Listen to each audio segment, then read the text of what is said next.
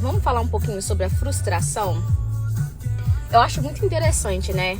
Eu vivi uns dias aí que eu me frustrei com algumas coisas e depois eu sempre faço uma autoanálise, uma autorreflexão sobre os sentimentos e as emoções que eu venho sentindo no dia a dia. E aí, gente, que vocês sabem que eu trabalho com saúde mental e eu fui fazer umas pesquisas um pouco mais aprofundadas sobre a frustração. E aí eu descobri que em paralelo nós temos a expectativa, né? E que a frustração simplesmente é aquele desapontamento com o passado presente. Então, com algo que você viveu recentemente e você teve um desapontamento, você teve uma quebra de expectativa, ou você teve uma quebra de motivação muito grande que te gerou uma frustração. Sabendo disso, guardem essa informação. É preciso sempre a gente estar analisando quais os sentimentos que vêm junto com a frustração, tá? Então, no meu caso, eu fiquei muito triste, porque vem um sentimento de que eu errei.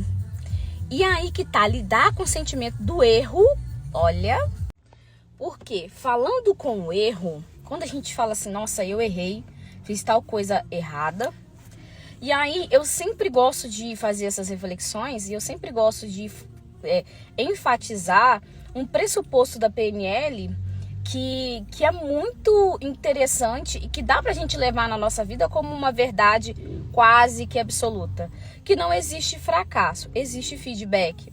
Então é o quê? Que você aprender com esse erro. O que você pode tirar desse erro, né? De positivo, de aprendizado.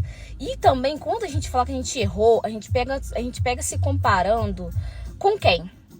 Né? Quem é que tá ali na nossa régua de comparação?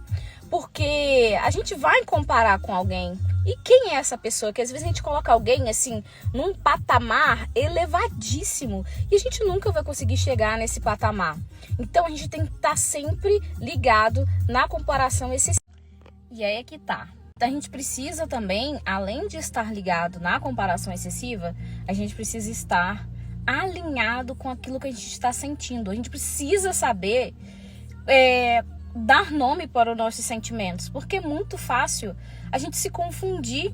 Então é preciso de um momento de pausa, de você respirar e falar assim, não, peraí, deixa eu entender o que está acontecendo aqui dentro de mim, para que eu consiga me comunicar melhor. Né? Comunicar não só com você mesmo, mas também se comunicar com as outras pessoas. Porque às vezes as pessoas ficam perdidas e você tá ali estressada, cheio de coisa, e você não sabe comunicar aquilo que você está sentindo. E as pessoas querem te ajudar, mas não estão sabendo como, porque a gente não sabe comunicar quais são os sentimentos e as emoções que estão ali no meio daquele conflito interno, tá? Quando eu falo de conflito interno, é aquele diálogo que a gente tem mentalmente. E foi necessariamente o que eu fiz.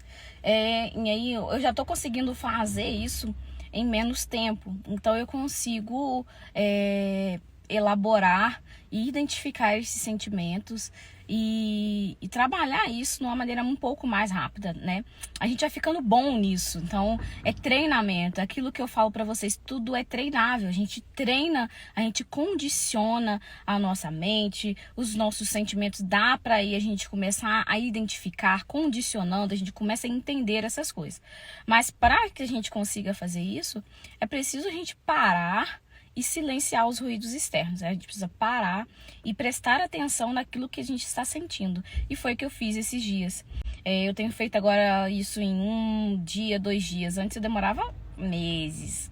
Então a gente tem que saber que a gente começa de pequenininho. Passinho de formiguinha e sempre adiante.